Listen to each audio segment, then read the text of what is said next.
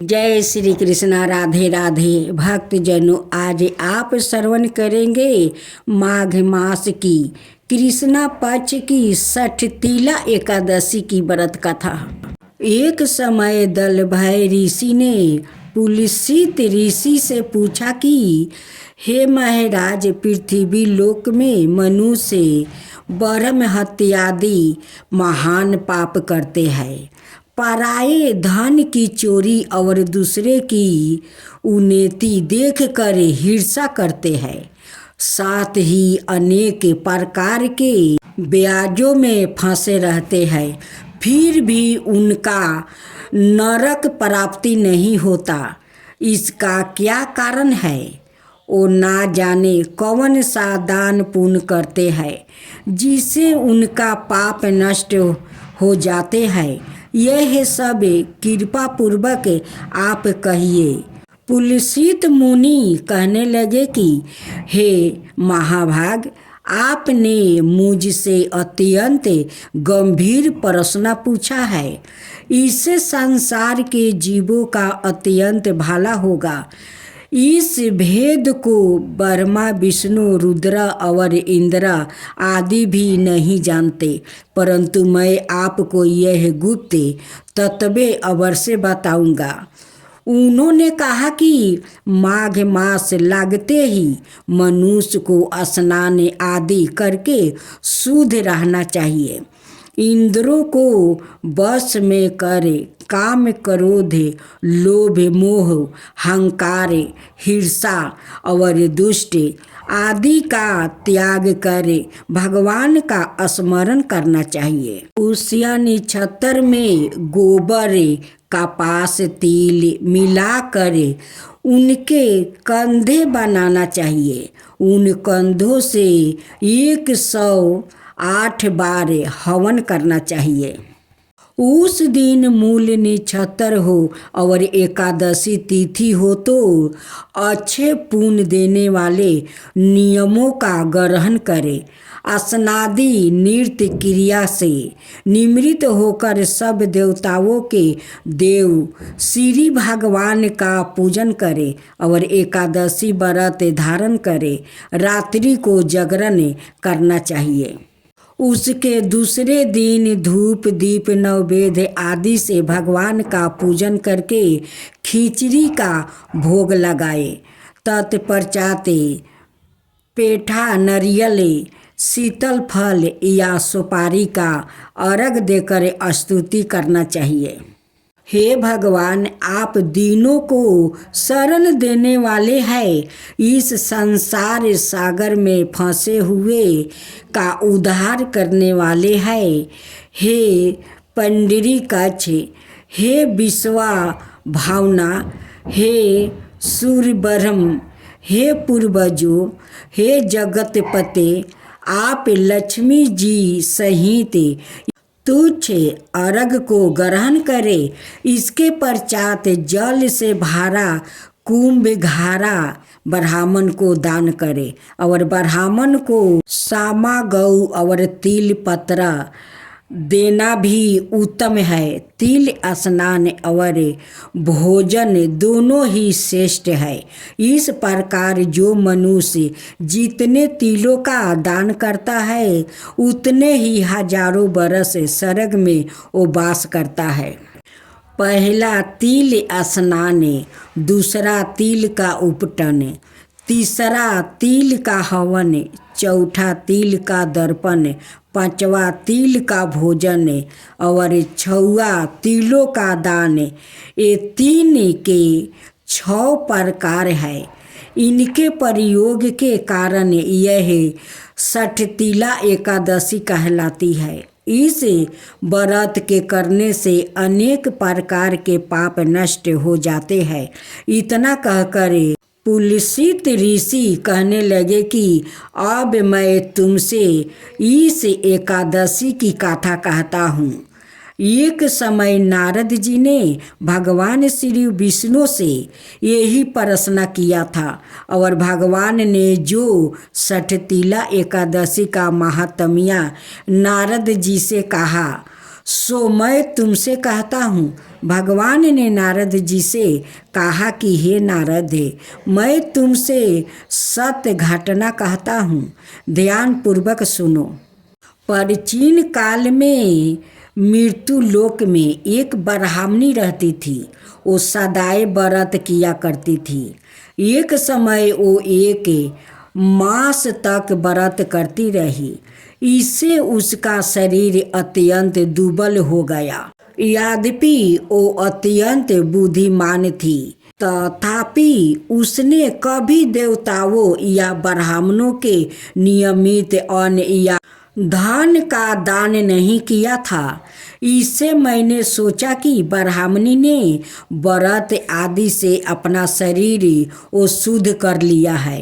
अब इसे विष्णु लोक तो मिल ही जाएगा, परंतु इसने कभी अन्न का दान नहीं किया। इससे इसकी दीर्पित होना कठिन है। भगवान ने आगे कहा, ऐसा सोचकर मैं भिखारी का भेष में मृत्यु लोक में उस ब्राह्मणी के पास गया और उसे भिक्षा मांगी। वो ब्राह्मणी बोली, महाराज किस लिए आए हो? मैंने कहा, मुझे भिक्षा चाहिए। इस पर उसने एक मिट्टी का ढेला मेरे भिक्षा पात्र में डाल दिया। मैं उसे लेकर स्वर्ग में लौट आया। कुछ समय बाद ब्राह्मणी भी शरीर त्याग कर स्वर्ग में आ गई।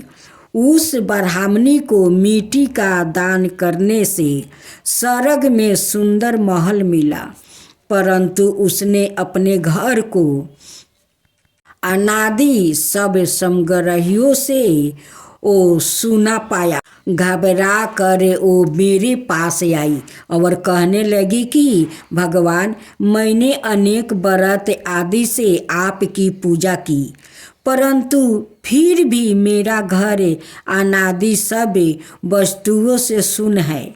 इसका क्या कारण है? इस पर मैंने कहा, पहले तुम अपने घर जाओ, देव स्त्रियों आएगी तुम्हें देखने के लिए।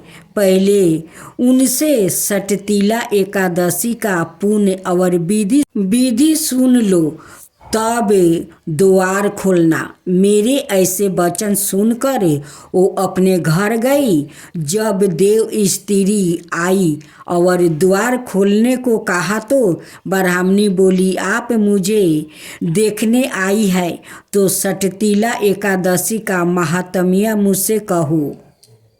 उनमें से एक देव स्त्री कहने लगी कि मैं कहती हूँ। जब ब्राह्मणी ने सटतिला एकादशी का महात्म्य सुना तब द्वार खोला। देवगणाओं ने उसको देखा कि ना तो वो गंधर्वी है और ना असुरी है, वो वरन पहले जैसी मनुष्य है। उस ब्राह्मणी ने उनको कथा अनुसार सटतिला एकादशी का व्रत किया। इसके प्रभाव से वह सुंदर और रूपवती हो गई और उसका घर अनादि समस्त सामग्रियों से वो भर गया। अत मनुष्यों को मूर्खता त्याग करे सटतिला एकादशी का व्रत और लोभ ना करके तिलादि का दान करना चाहिए। इससे दुर्भाग्य, दरिद्रता और अनेक प्रकार के कष्ट दूर होकर मोक्ष की प्राप्ति होती है। तुलसी विवाह से जोड़ी पौराणिक कथा। माता तुलसी का असली नाम बिंदा था। उनका जन्म राक्षस कुल में हुआ था, लेकिन वह श्री हरि विष्णु की परम भक्त थी। बिंदा जब बड़ी हुई तो उनका विवाह जलंधर नाम के असुर से करवा दिया गया। बिंदा भगवान विष्णु की परम भक्त तो थी ही, साथ ही वह पतिव्रता स्त्री भी थी। उनकी भक्ति और पूजा के कारण उनका पति जलंधर अजय होता गया। और इसके चलते उसे अपनी शक्तियों पर अभिमान हो गया था और उसने स्वर्ग पर आक्रमण कर देव कन्याओं को अपने अधिकार में ले लिया। इससे क्रोधित होकर सभी देव भगवान श्री हरि विष्णु की शरण में गया और जलंधर के आतंक का अंत करने की प्रार्थना की। परंतु जलंधर का अंत करने के लिए सबसे पहले उसकी पत्नी बिंदा का सतीव्रता भंग करना आवश्यक था। भगवान विष्णु ने अपनी माया से जलंधर का रूप धारण कर लिया, बिंदा का पतिव्रता धर्म को नष्ट कर दिया और इसके परिणाम स्वरूप जलंधर की शक्ति छीन हो गई और वह युद्ध में मारा गया। लेकिन जब बिंदा को श्री हरि के छल का पता चला तो उन्होंने भगवान विष्णु से कहा, हे नाथ, मैंने आजीवन आपकी आराधना की है, आपने मेरे साथ ऐसा कृत्य कैसे किया? इस प्रश्न का कोई उत्तर श्री हरि नहीं दे पाया और तब बिंदा ने भगवान विष्णु से कहा कि आपने मेरे साथ एक पाषाण की तरह व्यवहार किया है प्रभु। मैं आपको श्राप देती हूँ कि आप पाषाण बन जाइए। यह कहते ही भगवान श्री हरि पत्थर समान हो गया और सृष्टि का संतुलन बिगड़ने लगा। तब देवताओं ने बिंदा से प्रार्थना की कि वो अपना श्राप वह वापस ले ले। भगवान विष्णु की बिंदा के साथ हुई छल से लज्जित थे और अंत में उन्होंने भगवान विष्णु को क्षमा कर दिया। दिए गए भगवान विष्णु को श्राप मुक्ति कर जलंधर के साथ सती हो गई। बिंदा की राख से एक पौधा निकली जिसे श्री हरि विष्णु ने तुलसी का नाम दिया और वरदान दिया कि तुलसी के बिना मैं किसी भी प्रसाद को ग्रहण नहीं करूँगा। मेरे शालिग्राम रूप से तुलसी का विवाह होगा और कालांतर में लोग इस तिथि को तुलसी विवाह करेंगे। उन्हें सुख और सौभाग्य की प्राप्ति होगी। तुलसी विवाह है पूजा विधि। तुलसी विवाह के दिन सूर्योदय से पूर्व ही उठकर नृत्य क्रियाओं से निवृत्त होकर स्नान करे और साफ सुथरे वस्तु धारण करे। इसके बाद तुलसी जी को लाल रंग की चुनरी चढ़ाए और उन्हें श्रृंगारे की सभी वस्तुओं अर्पित करे। यह सब करने के बाद शालिग्राम जी को तुलसी के पौधे के स्थापित करें। इसके बाद पंडित जी के द्वारा तुलसी और शालिग्राम का पूरे रीति रिवाज से विवाह करवाया जाता है। विवाह के समय पुरुष को शालिग्राम और स्त्री को तुलसी जी को साथ लेकर 7 फेरे करना चाहिए और विवाह संपन्न होने के बाद तुलसी जी की आरती भी करनी चाहिए। एक बुढ़िया माई और गोपाल की कहानी। एक गांव में एक बुढ़िया माई रहती थी। उसका इस संसार में कोई नहीं था, इसलिए वो अकेली ही अपना जीवन बिता रही थी। एक दिन उस गांव में एक साधु महाराज आया। बुढ़िया माई ने भक्ति भाव और प्रेम से उन्हें साधु महाराज का आदर सत्कार किया। जब साधु महाराज जाने लगे तो बुढ़िया माई ने कहा, महात्मा जी, आप तो ईश्वर के परम भक्त हैं, कृपा करके मेरा अकेलपन दूर करने का कोई उपाय बताइए। मैं अकेलपन से ऊब चुकी हूँ। साधु महाराज ने मुस्कुराते हुए अपनी झोली से बाल गोपाल जी की एक मूर्ति निकाली और बुढ़िया माई को देते हुए बोले, माई यह ले, यह आपका बालक है, इसका अपने बच्चे की तरह प्रेम पूर्वक लालन पालन करती रहना। बुढ़िया माई आनंद से झूम उठी। ओ बड़े लाड प्यार से कन्हैया जी का लालन पालन करने लगी। कन्हैया जी के आने से माई का सारा अकेलेपन वो दूर हो गया था। उसका पूरा दिन कन्हैया जी की सेवा में वो बिताने लगी। एक दिन गांव के कुछ शरारती बच्चों ने देखा कि माई एक मूर्ति को अपने बच्चे की तरह लाड प्यार कर रही है। नटखट बच्चों ने माई का उपहास उड़ाया और बोले, माई जंगल से एक भेड़िया गांव में घुस आया है जो छोटे बच्चों को उठा कर ले जाता है और मार कर खा जाता है। तुम अपने लाल का ध्यान रखना, कहीं भेड़िया उसे उठा कर ना ले जाए। बुढ़िया माई ने अपने बाल गोपाल को उसी समय कुटिया में विराजमान किया और सवाए लाठी छड़ी लेकर दरवाजे पर वो पहरा देने बैठ गई। अपने लाल को भेड़िया से बचाने के लिए बुढ़िया माई भूखी प्यासी दरवाजे पर वो पहरा देती रही। पहरा देते देते एक दिन बीत गया, फिर दूसरा, तीसरा, चौथा और पांचवा दिन भी बीत गया। बुढ़िया माई 5 दिन और 5 रात लगातार बगरह पलक झुकाए अपने बाल गोपाल की भेड़िया से वो रक्षा करने के लिए वो पहरा देती रही। उस भोली भाली माई का यह भाव देखकर भगवान श्री कृष्णा जी का हृदय प्रेम से भर गया। अब उन्हें माई का प्रेम प्रत्यक्ष रूप से वो पाने की इच्छा हुआ। भगवान जी ने बहुत ही सुंदर रूप धारण किया और वस्तु आभूषण से सुसज्जित होकर माई के पास आया। भगवान जी की आहट पाकर माई डर गई। उसे लगा कि दुष्ट भेड़िया उसके लाल को वो उठाने आ गया है। माई ने लाठी उठाई और भेड़िया को भगाने के लिए उठे खड़ी हो गई।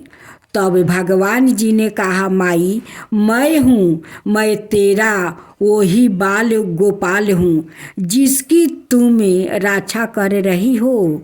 माई ने कहा, यह नहीं हो सकता, तुम जहाँ से आए हो वही लौट जाओ।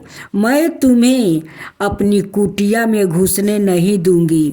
मेरे लाल के सामने इस संसार में कोई दूसरा हो ही नहीं सकता। भगवान जी माई का यह भाव और एक निष्ठा देख कर और अधिक प्रसन्न हो गए। भगवान अपने वास्तविक रूप में प्रकट हो गए और बोले, मेरी भोली माई, मैं श्री कृष्णा हूँ। मैं तुम्हारी भक्ति से बहुत प्रसन्न हूँ। मुझसे जो चाहो वर मांग लो। यह सुनकर माई भगवान श्री कृष्णा के चरणों में वो गिर पड़ी और बोली, मैं आपको 100 प्रणाम करती हूँ। आप मेरे प्रिया लाल की भेड़िया से रक्षा कीजिए। अब ठाकुर जी और अधिक प्रसन्न होते हुए बोले, चलिए माई, मैं आपको और आपके लाल को अपने निज धाम ले चलता हूँ। वहाँ भेड़िया का कोई भय नहीं है। इस तरह प्रभु बुढ़िया माई को अपने निज धाम ले गया। इस कहानी से हमें सीख मिलती है कि भगवान को पाने का सबसे सरल मार्ग है। भगवान को सच्चे मन से प्रेम करो। निरपेक्ष प्रेम अर्थात कोई भी कामना ना रख कर किया जाने वाला प्रेम, जैसे बुढ़िया माई ने किया। इस कहानी से वो शिक्षा मिलती है कि भगवान से निष्ठ काम प्रेम करने से वो कितना प्रसन्न होते हैं। भगवान को केवल सच्चा प्रेम और भक्ति की ही अच्छी लगती है। भगवान से बुढ़िया माई जैसा सच्चा प्रेम करने से वो साक्षात भगवान मिल जाते हैं। हे बाल गोपाल, जैसे आप उस बुढ़िया माई के पास गए वैसा ही सबका पास जाना, सबको दर्शन देना। हे बाल गोपाल जी, हे श्री कृष्णा जी, वैसा ही सबको दर्शन देना। बोलो कृष्णा भगवान की जय, बाल गोपाल की जय। अब श्रवण करेंगे लपसी तपसी की कहानी। एक लपसी था, एक तपसी था। तपसी तो भगवान की वो तपस्या करता था और लपसी सावा शेर की वो लपसी बनाकर उसका भोग लगाकर वो जिम लेता। एक दिन दोनों लड़ने लगा। लपसी बोला मैं 12 हूँ, तपसी बोला मैं 12 हूँ। इतने में नारद मुनि वहाँ आ गए और बोले तुम क्यों लड़ रहे हो? तो लपसी ने कहा मैं 12 हूँ और तपसी ने कहा मैं 12 हूँ।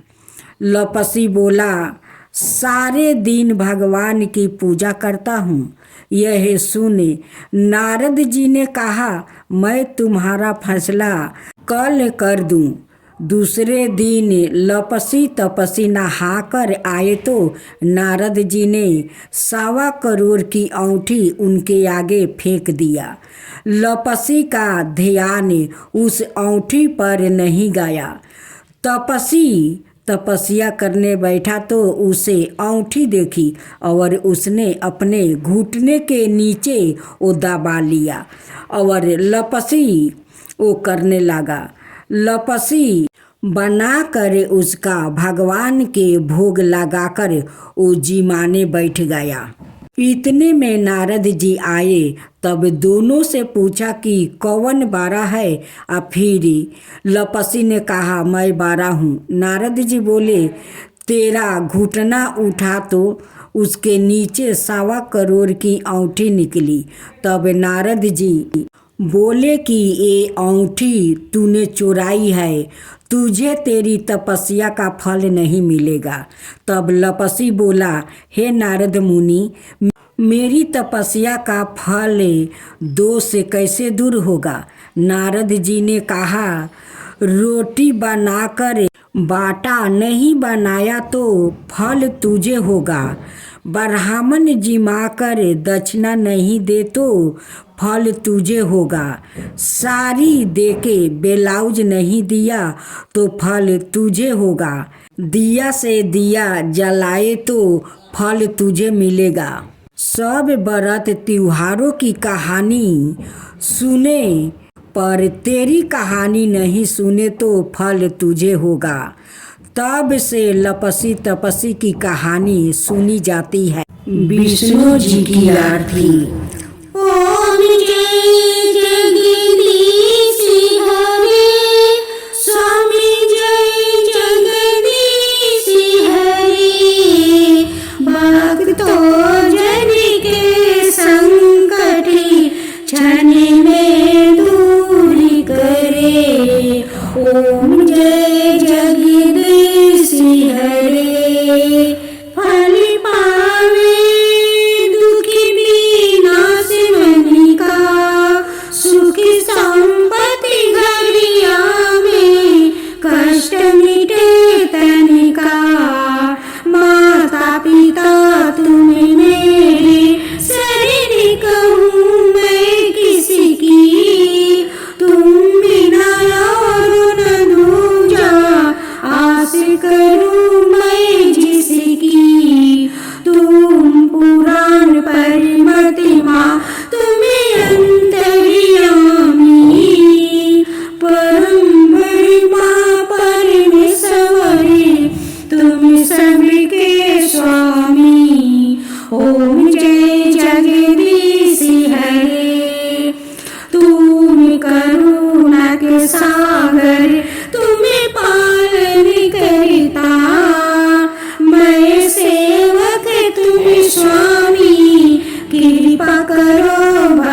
तो ओम जय जगदीश हरे।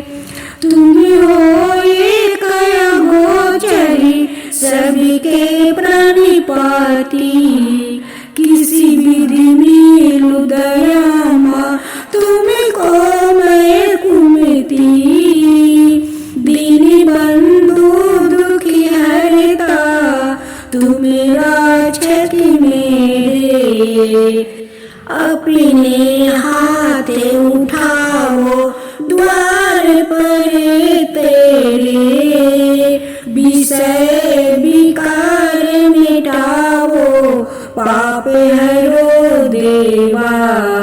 श्रद्धा भक्ति बढ़ाओ संतन की सेवा। ओम जय जगदीश हरे।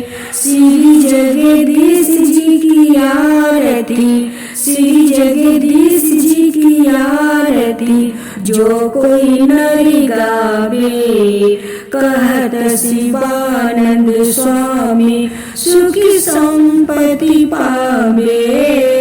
ओम जय जगदीश हरे। स्वामी जय जगदीश हरे। ओम जय जगदीश हरे। स्वामी जय जगदीश हरे।